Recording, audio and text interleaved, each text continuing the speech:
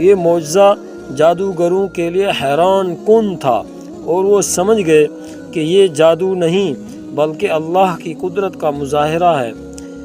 जादूगर ईमान ले आए और ऐलान किया कि वो हज़रत मूसा अलैहिस्सलाम के रब पर ईमान लाते हैं। फ़िरौन ने उन्हें सख्त सज़ाओं की धमकियां दी, मगर वो साबित कदम रहे और अपने ईमान पर कायम रहे। ये कहानी हमें सिखाती है कि ईमान की ताकत हर चीज़ पर गालिब आ सकती है। अल्लाह की मदद और नुसरत हमेशा उसके नेक बंदों के साथ होती है। हमें चाहिए कि हम भी अल्लाह पर भरोसा रखें और मुश्किलात में सब्र व इस्तिक़लाल और इस्तिक़ामत का मुज़ाहिरा करें।